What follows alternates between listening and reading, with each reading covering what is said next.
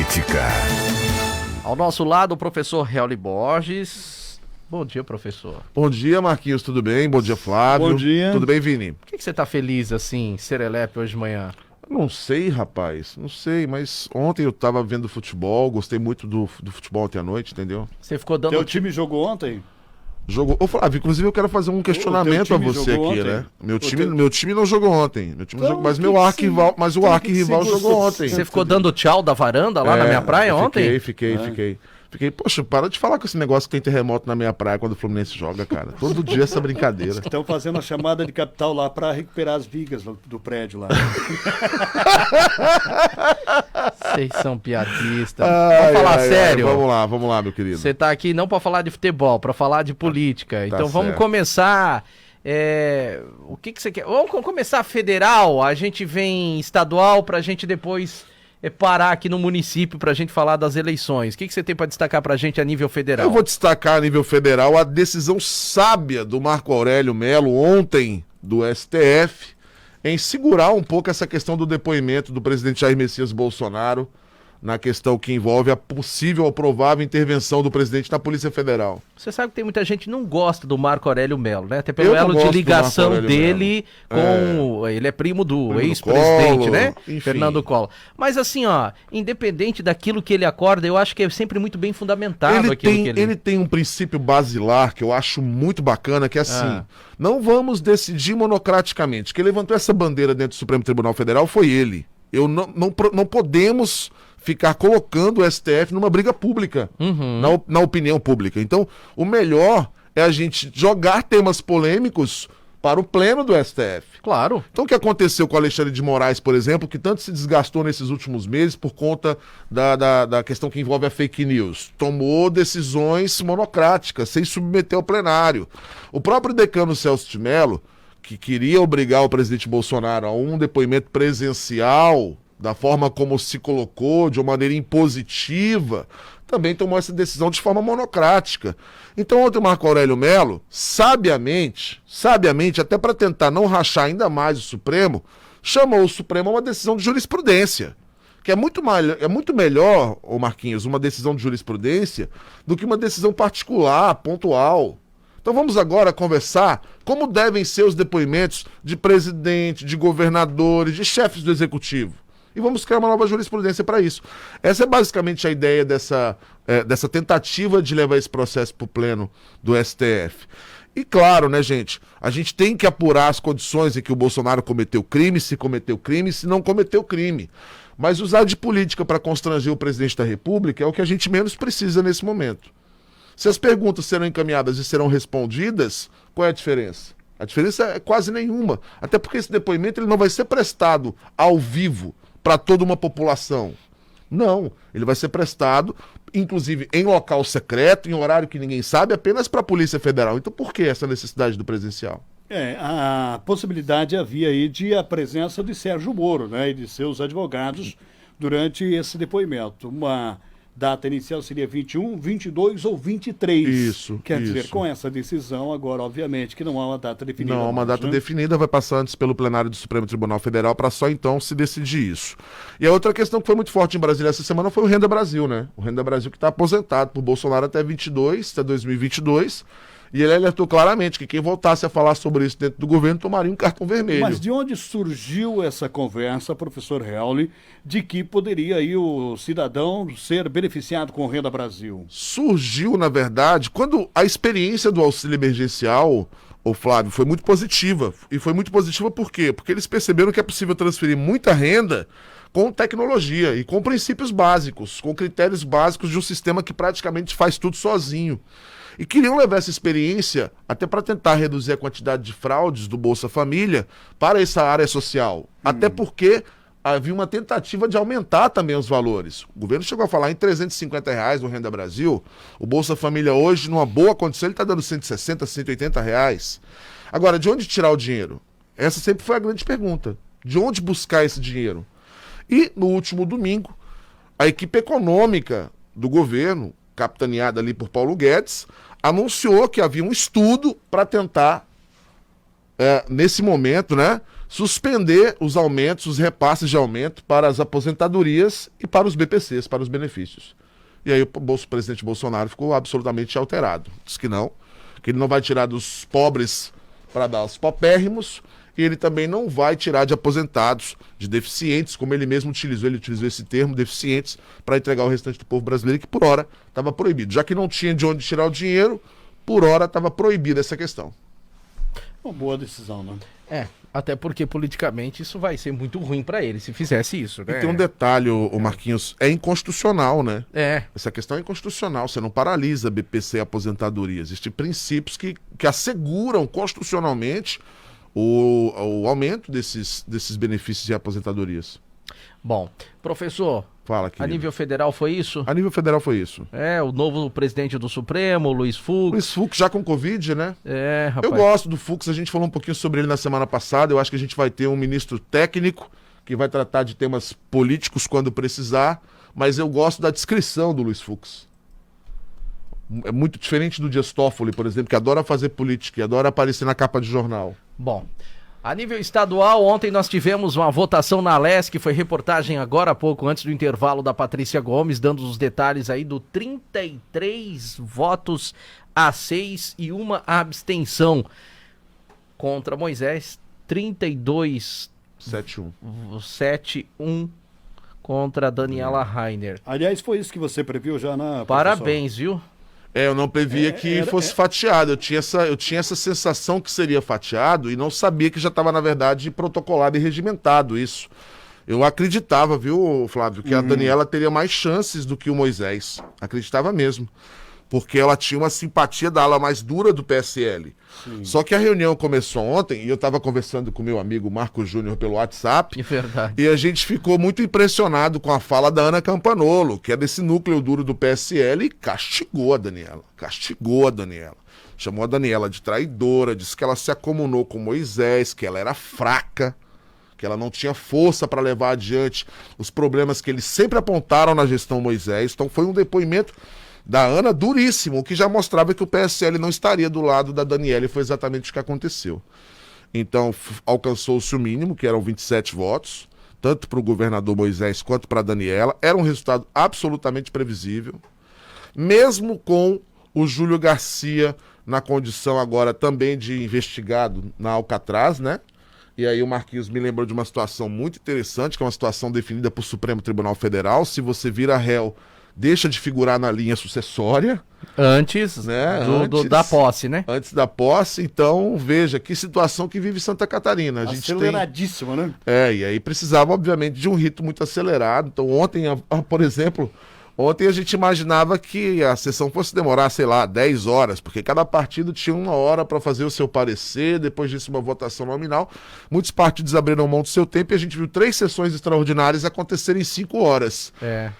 Você pensa se 5 horas é muito tempo, mas dentro de uma sessão de impeachment, se a gente for considerar os últimos do país, é quase nada, né? Exato. É quase nada. Então precisa ser tocado, precisa ser feito a toque de caixa. Como é que fica o Moisés e a Daniela a partir de agora? Essa é a grande questão, né, professor? Qual é o próximo passo? Veja, agora, Flávio, né? a gente tira já uma primeira lição da votação de ontem, né? Dentro dessa comissão de 5 deputados, provavelmente o Moisés vai ter 1. Tá. Né? Porque ele teve 7 votos. Se houver articulação... Como é que escolhe esses 5 deputados? Por voto, entre eles. Entre eles? Eles vão votar os 5 que farão parte dessa comissão. Então não há nem garantia de que haverá um pró-Moisés. Porque se você tem 33 votos contra ele, sim, maioria ampla. Sim, só que se você pensar que você precisa... Vamos pegar o total. Tá. 40 votos. Certo. Vamos dividir 40 por 5.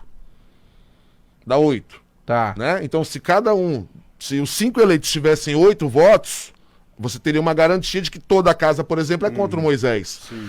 Mas desses 40, você tira 7. Já diminui. Então você precisa 33 para eleger 5, é complicado. Veja, 6 vezes 5, 30. Se fizesse uma articulação para que cada candidato recebesse 6 votos, chegaria-se a 30. O Moisés faria 1 com 37. Mas nós estamos fazendo uma projeção de que todo mundo vote... E mantenha e mantenha a decisão de ontem. Sim. E mantenha o voto de ontem. Porque o que a gente viu acontecer ontem? Pressão de fora para dentro. O PL, por exemplo, o Jorginho Melo baixou a ordem. Nessa sua conta, o MDB vai indicar um. Provavelmente. Certo? Porque é a maior bancada hoje, mas né? o que está acontecendo, o que aconteceu ontem, provavelmente alguns partidos que estão coesos nessa ação vão fazer indicação de um. Tipo assim, o MDB vai indicar um, o PSL vai indicar um, pelo que a gente viu ontem, que são as bancadas. As maiores bancadas. As maiores bancadas, tem né? chance. Então, assim, já 2 contra Moisés. Tem chance. Né? Assim, teoricamente. Mas por que, por exemplo, vamos ter, esse papo é bom. Vamos voltar lá na formação da comissão. Por que a Paulinha queria votação na casa? Porque ela entendia que era mais fácil buscar uma articulação de pelo menos um deputado para Moisés. Sim. Claro, por quê? Porque eles vão correr atrás dessas 7 pessoas que supostamente votaram a favor de Moisés. Com 7 votos, esse cidadão teria uma grande chance de fazer parte dessa comissão. Sim. Mas é tudo muito novo, Marquinhos. Porque veja, qual é o tipo de pressão que virá de hoje até semana que vem? Vai vir pressão. Semana que vem, na primeira, pauta que vai abrir aí a LESC, primeira sessão da casa, já forma essa comissão especial? Já forma a comissão especial. Dos 5 deputados. 5 dias úteis, já começou a correr o prazo recursal a partir de ontem, tem até 5 dias úteis. Tá. Mas o João já adiantou ontem, inclusive ao vivo aqui no nosso programa, que ele deve formar essa comissão logo no início da semana.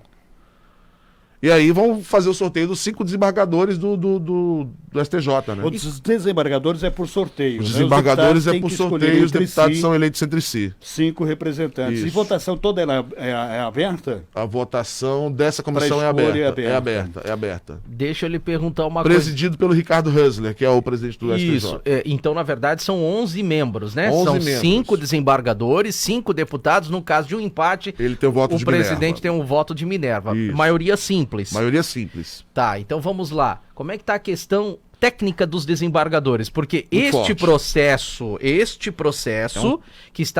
que teve o julgamento, ele é um processo, embora impeachment é político, ele é um processo técnico. Muito técnico. Aí? Essa questão, provavelmente o Moisés e a Daniela sofram nova derrota nessa área exclusiva técnica, né? Você acha, é? Eu acho Por quê? Mas eles dizem que não há o crime de responsabilidade. Na verdade, essa é a alegação, mas mesmo com uma decisão judicial, o regimento é claro, a Constituição Orgânica do Estado de Santa Catarina é clara. Mesmo que exista uma decisão ou uma recomendação do Tribunal de Contas e do STJ, precisa passar pela LESC. Ponto. E esse fato de não ter passado, não derruba. Passou. E um detalhe, o governador foi alertado que precisaria passar. A Daniela foi alertada que precisaria passar. Na verdade, o processo passou, ele vetou e depois de 3 ou 4 meses, ele caneteou, vamos dizer assim. Caneteou, e aí nesse período ele entrou de férias, a Daniela assumiu, autorizou o pagamento, sendo avisado inclusive de que havia uma irregularidade. Então, a mão dela tá ali, a digital dela tá ali também, Marquinhos. Então, o que acontece? A chance de, dentro do STJ, e o STJ já deu sinais de que não vai estar com Moisés. Eles tentaram obstacular a sessão de ontem, por exemplo, como a liminar, o STJ barrou. O STJ barrou a tentativa, inclusive, há poucas semanas atrás, de reformular a comissão.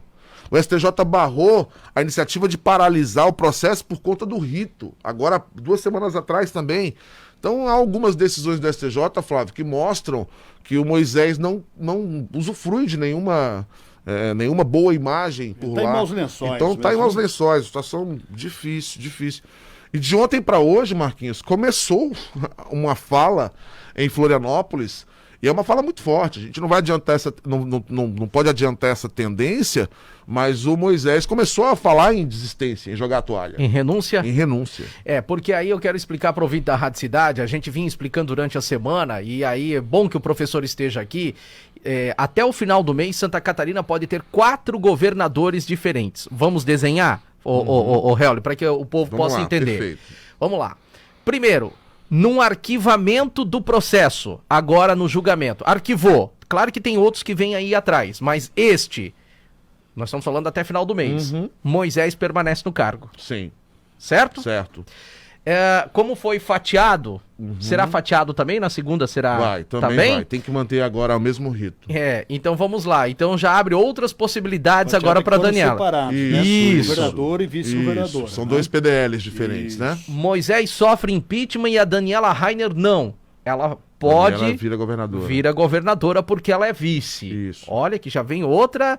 Existe uma possibilidade de Moisés renunciar, como você falou, e ser arquivado o processo contra a Daniela Rainer. Isso. Ela continua governadora. Continua governadora. São 2 governadores diferentes até final do mês. Isso. Existe a terceira opção.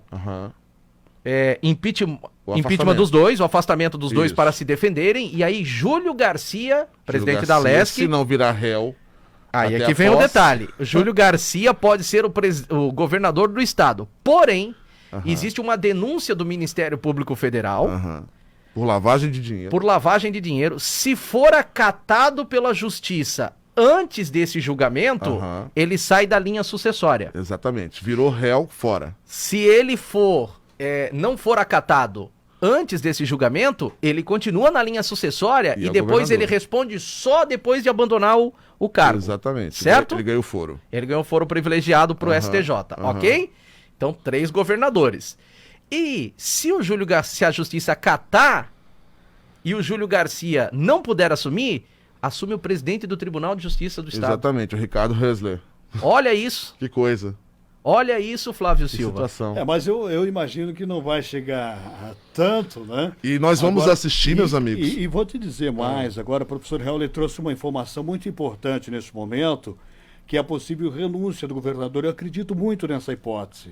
Talvez para não deixar no colo do Júlio Garcia. Exatamente. Imagino nesse momento que passa na cabeça da vice-governadora Daniela Rainer, quando ela quebrou o pau com o Moisés. Deve estar imaginando, poxa, se não tivesse brigado lá atrás com ele, quem sabe agora seria mais fácil ele renunciar e ela assumiria o governo, não é? Mas há essa possibilidade, então. Os ventos estão fortes nesse sentido, Os ventos estão fortes. Teve reunião ontem à noite, logo depois que acabou a votação. O grupo de deputados que votou com o Moisés foi encontrar o Moisés para buscar alternativas, para buscar saídas. Uma das falas mais emocionadas nessa reunião de ontem à noite foi da deputada Paulinha, que fez uma defesa da democracia, que colocou que era um julgamento de cartas marcadas, o que é uma acusação muito grave, e já dando sinais de que realmente vai ser difícil vencer essa luta. Então, se o Moisés renuncia... Aliás, mesmo que ele não renuncie, Flávio Marquinhos, eu acredito, sinceramente, que a Lesc não vai deixar isso pro ano que vem. Né? Vai resolver tudo agora. Eu acredito, sinceramente, que a Lesc vai pegar esses 2 meses e meio que faltam pro final de ano e vai se desdobrar para tentar logo resolver essa questão que envolve o julgamento do impeachment de Moisés e de Daniela. Então, tira-me uma dúvida aqui, professor. Se ele não renunciar e for acatado o impeachment, enfim, for levado até o rito final, ele não deverá ser proibido de concorrer a cargos públicos nos próximos 8 anos. Isso, ele fica inelegível por 8 anos. Né? Caso ele renuncie nesse momento, isso não acontece? Na verdade, vai ter problema, né? Depois que o nosso querido amigo Ricardo Lewandowski criou uma jurisprudência em 2015 de afastar o presidente da República e manter os seus direitos políticos, então há uma brecha de jurisprudência forte nesse sentido, né? Talvez ser cassado e ter os seus direitos mantidos. Ô, professor, já que estamos falando disso, antes de você finalizar aqui com as eleições municipais, Vini, coloca pra gente, por favor, tem uma fala do governador logo após a votação do impeachment, o que ele tem a dizer a respeito disso. Aliás, Vini da Rádio Cidade, a gente havia prometido uma entrevista do governador hoje, falando sobre o processo de impeachment, só que agora ela ficou desatualizada, porque, na verdade, essa votação era para acontecer na semana que vem. Exatamente. E foi antecipado de forma extraordinária pela Lesc, mas vamos ouvir o governador, o que ele fala depois da votação de ontem. O governador Carlos Moisés lamenta a decisão da Assembleia Legislativa de dar prosseguimento ao processo de impeachment nesta quinta-feira, 17. A pressa com a qual o presidente do Parlamento Estadual levou o tema a plenário revela tão somente os interesses políticos daqueles que buscam o poder para fins pessoais e não respeitam o voto dos catarinenses, atentando contra a democracia. O chefe do Executivo Estadual permanece confiante na Justiça e no discernimento dos desembargadores e deputados que irão apreciar a questão a partir da formação do Tribunal Misto. A ação se baseia em um frágil argumento que não tem justa causa legal e tampouco apresenta qualquer irregularidade praticada pelo governador, conforme já aferiram o Ministério Público Estadual e o Tribunal de Contas do Estado. Apesar dos ataques e das tentativas de desestabilização, o governador se mantém firme na missão de gerir o Executivo Estadual para o bem dos catarinenses. Orgulha-se de uma administração que já economizou mais de 360 milhões de reais para os cofres públicos, com revisão de contratos, inovação e desburocratização de processos. Os investimentos, o desenvolvimento econômico, a saúde e o bem-estar da população seguem como prioridade. Florianópolis, 17 de setembro de 2020. Só uma correção, então não era a palavra do governador, mas é a palavra nota oficial emitida pelo governo do estado, né? Obviamente o governador ele não quis se pronunciar oficialmente por fala, fez por escrito e a gente pegou aí o áudio que veio pela Secretaria de Comunicação. Obviamente ele vai se defender, é fato. Vai se defender e vai fazer o discurso que já se faz no Brasil há muito tempo, que está sendo perseguido politicamente. Deixa eu te perguntar então, professor Hawley. A gente sabe que ele não tem experiência, ou não tinha até então experiência alguma no exercício de um cargo público, não é? Como político. Foi isso, essa falta de experiência, que levou ele a cometer todas essas falhas que estão agora culminando com esse pedido de impedimento? Ou você vê que ele tinha conhecimento e de repente deixou a coisa fluir da forma como ele entendia que estaria correta, ou até mesmo se houve maldade? Essa é a pergunta. Eu acho que houve principalmente omissão. Ele titubeou na hora de tomar decisões fortes. Ele cedeu à pressão dos procuradores e fez o aumento.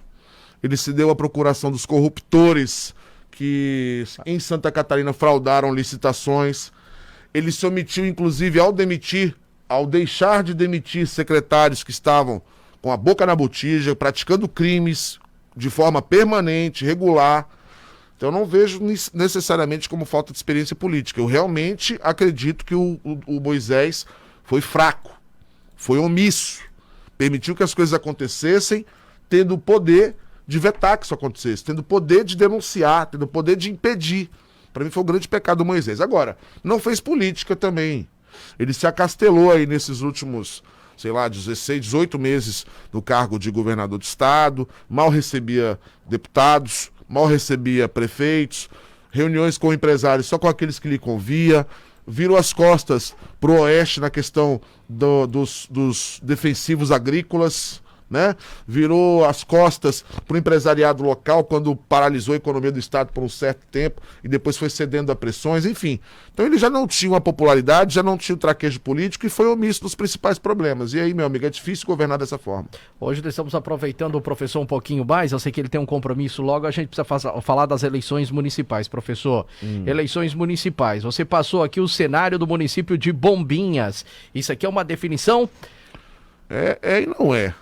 É claro, é uma definição. A partir do momento que registra, dia 26, né? Mas as convenções decidiram isso. Exatamente, as convenções então, vamos decidiram lá. isso. O que decidiu em Bombinhas? Paulinho e Alexandre, Paulinho como candidato à reeleição, apoiado aí por um grupo de 9 partidos. O Mário Pera e o Kenco pelo PSDB, uma chapa pura. E o Clodomar e o Flávio pelo PL. Porém... Clodomar na época era sargento, hoje é tenente. Isso mesmo. Tenente Clodomar. Isso mesmo. Só que, como as atas ficaram abertas do PSDB e do PL, durante o dia de ontem, está sendo costurado um acordo para tentativa de unificação dessas chapas PSDB e PL. E aí teríamos 2 candidatos em vez de 3 em Bombinhas. Candidatos ao invés de 3. Tá. Destacar aqui que a Lourdes Maria, que é a vereadora histórica em Bombinhas, a Lourdinha, ela seria candidata e anunciou ontem em grupos pelas redes sociais que sai da vida pública. Não será nem candidata a vereadora. Ela já foi presidente da Câmara de Bombinhas, é uma pessoa que há muito tempo, o marido já foi também da vida pública. Quadro político histórico de Bombinhas, então anunciou ontem que sai da vida pública. Bom, Porto Belo com o prefeito Emerson está aí o professor Elias concorrendo à reeleição, né? Também numa ampla aliança. E no outro lado o Romário e o Cueca como candidatos pelo Podemos. PT não Dois lançou candidatos. candidatura? O PT não lançou candidatura. Olha, Falei gente. com o grupo do PT nesse final de semana, o Marquinhos, e eles não lançaram candidatura e decidiram também não apoiar ninguém. Deixaram o partido liberado para votar em quem quiser. Então a Lançaram expectativa do apenas- ex-prefeito Evaldo Também não veio. vai por terra. E os vereadores, vai lançar uma nominata de vereadores. Tá, Só, lógico. Só. Sim. Mas o pra majoritário... não tem. Para majoritária tem não. candidato. E aí é um caso parecido, até certo ponto, Marquinhos, com o caso do ex-prefeito Bolinha aqui em Itapema, né? Um ex-prefeito, como é o ex-prefeito Evaldo, que tem um espólio político, tem uma Sim. história para ser contada, que abdica de ser candidato e, na minha opinião, perde a chance de defender seu legado, né? Certo. A mesma coisa, na minha opinião, aconteceu em Itapema, em que pese que o ex-prefeito Rodrigo Bolinha alegou que para não ser que não poderia ser candidato em virtude de problemas de doença na família. Pois não, querido. perdão. Só um rapidinho pra gente fechar Porto Belo, que nós já estamos entrando Tá em Itapema. bom, Então, Bombinha tá bom. são 3 candidatos que Isso. podem se tornar em 2. Aham. Porto Belo tem 2 candidatos, mas se chega uma informação que pode ter só um de repente. É verdade, é verdade. Essa chapa Romário e o Cueca do Podemos aí, ela ainda. O Romário tem dito que ele tem nesse momento problemas familiares para resolver também, que é um fardo carregar essa candidatura. Aceitou meio que por pressão partidária, por pressão de grupos aliados, mas há quem diga que ele não termina que ele não leva adiante essa candidatura. Vamos esperar, como o prazo é Claro. até 26 de setembro para o registro, a gente está acompanhando todos os dias ali o registro de candidaturas. Tem mas a gente vai passar para o nosso ouvinte também, é o Candicotas, divulga Candicotas, em que você acompanha em tempo real quais são os candidatos que já estão inscritos, enfim, já estão registrados. E no caso de Porto Belo tem essa questão. Pode ser que a gente tenha em Porto Belo candidato único. Que coisa, hein? E em Itapema, então, a grande ausência, o PSDB com o Rodrigo Bolinha. O PSDB de Rodrigo Bolinha, que alegou problemas pessoais, não vai disputar o pleito, né? Conversou com o André de Oliveira. Essa conversa foi uma conversa que se arrastou por alguns dias. Havia, inclusive, no primeiro momento, um outro nome para vice, que era o Elienay Nunes. O convite chegou a ser feito. O próprio Bolinha foi à casa do Elienay, fez o convite a ele. E ele também alegou problemas familiares e não entrou nesse pleito como candidato a vice. Então, o PSDB indicou alguém com o perfil que o André queria. O André queria o perfil de um empresário da meia praia, né? Enfim, que não tivesse história na política, Flávio. Né? Que fosse alguém de fora, E aí se buscou, então, o ex-presidente da CDL. Não tem história na política, não junta, mas não espalha. Digamos assim, há mais probabilidade de juntar do que espalhar. O que eu coloquei ontem no nosso grupo, né? E também na nossa entrevista aqui. Não tem rejeição. Beleza, é um bom sinal. Assim como o André, com uma rejeição baixa. Mas ao mesmo tempo também não tem projeção, musculatura eleitoral. Sim. Então é um peso, é uma vantagem, mas pode ser um peso quando você pensa em agregar mais. Mas dentro de o Romário Republicanos, isso mesmo. Obrigado, prefeito. Né? Então, dentro dessa questão, dessa perspectiva, em Itapema, a gente vê a saída do PSDB, mas o PSDB participando do pleito como vice do André de Oliveira. E aí chegando o Ambrósio Quinis, que é fundador da CDL aqui no município, Marquinhos. De Itapema. Então, aqui ficamos com Nilza Simas e João Emel. Certo. Né? Como candidatos a prefeito e a vice-prefeito. O coronel Paulo Feres e o pastor Márcio Martins, né? Que já dá uma noção do que vai ser a campanha dos dois, uma campanha muito forte nessa questão do conservadorismo e do bolsonarismo. A gente já consegue ver esse movimento nas redes sociais. O Matiolo, do Partido dos Trabalhadores, é a Larissa Rogovski. Chapa pura. E aqui eu não vou cometer a indiscrição e a fala protocolar e ao mesmo tempo preconceituosa de chamar a candidatura do PT de meramente uma candidatura ideológica, porque ela é mais que uma candidatura ideológica. É claro, ela é uma candidatura de chapa pura, uma candidatura apenas com o Partido dos Trabalhadores, que sabe que enfrenta uma rejeição local muito forte. Então, por isso, a gente também sabe que quem vota no Partido dos Trabalhadores tem uma corrente ideológica um pouco mais forte, mas o Matiolo e a Larissa Rogovski A Larissa, inclusive, dentro da juventude do PT no Brasil, é uma estrela. Então isso é muito interessante. Ah, é? Em ascensão. Em ascensão. Muito forte dentro dos movimentos da esquerda brasileira hoje. Então é uma candidatura interessante para a gente analisar e verificar as propostas. E por último, Marquinhos, o André de Oliveira e o Ambrósio Diniz. São as quatro chapas aqui em Itapema. Bom. Tudo definido e as atas fechadas aqui. Aqui sim, aqui tudo encaminhado e provavelmente é só aguardar agora o deferimento das candidaturas. O professor Helly Borges será o âncora e o cientista político que comandará os debates aqui da Rádio Cidade. Tá tudo definido, né, professor, agora, né? Tudo definido, meu amigo. Podemos oficialmente já a divulgação como fizemos já, né? Segunda-feira, inclusive, à tarde, aqui na nossa parceira Uniavan, né? Nós vamos fazer no auditório. Isso, nós vamos fazer uma reunião com as assessorias para definir, homologar as regras do debate, né? Aliás, já me perguntaram ontem, como é que será essas entrevistas? Será por ordem alfabética? Será por... A gente vai definir justamente isso com as assessorias. É provável que haverá um sorteio, né? Provável, né? O que o artigo 46 da Lei Eleitoral 9.504 de 97 diz é que ou é sorteio ou é consenso. Então são duas questões. Ali as quatro assessorias decidem, não, eu quero segundo, eu quero terceiro, eu quero quinto, eu quero quarto. Fechou, maravilha, não tem... Então, e detalhe, né? Fala e assina, né? Ou faz o sorteio.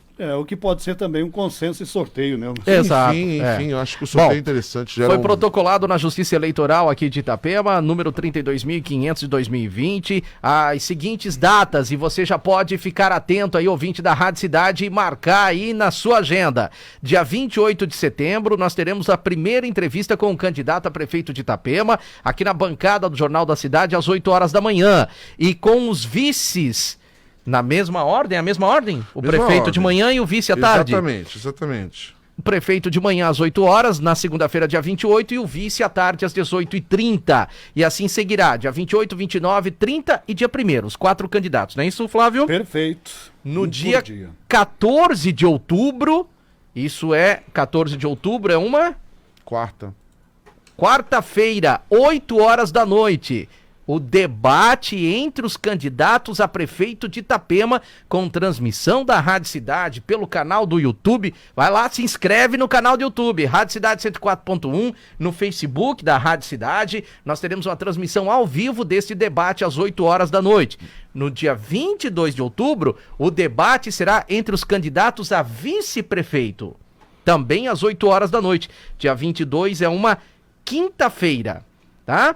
E no dia 26 de outubro, até o dia 29 de outubro, ou seja, 26, 27, 28 e 29, segunda, terça, quarta e quinta, entrevista com os candidatos a vice-prefeito aqui na bancada às 8 horas da manhã e o prefeito, candidato a prefeito, às 18h30 no programa do professor Helly Borges. E aí o último debate, dia 12 de novembro, nas vésperas da eleição. Para parar a cidade. Exatamente, no dia 12 para a cidade realmente parar numa quinta-feira para que todo mundo possa ficar atento e saber o que vai acontecer. Último dia possível para debates. Né? E aí a Rádio Cidade vai estar nessa cobertura. Doutor Sancler, mais uma vez, muito obrigado. Acho que você pode falar que você foi muito bem atendido por ele, né? O Carlos e o Sancler foram geniais aqui no cartório eleitoral, reconheceram o nosso projeto, elogiaram a nossa expectativa de projeto. E é muito bom fazer tudo à luz da lei, né? Muito bom fazer tudo às claras, tudo de forma transparente, para que o ouvinte de cidade seja o grande presenteado disso aí. É importante ter os registros, né? Se não tem registro, é uma mera enganação, né?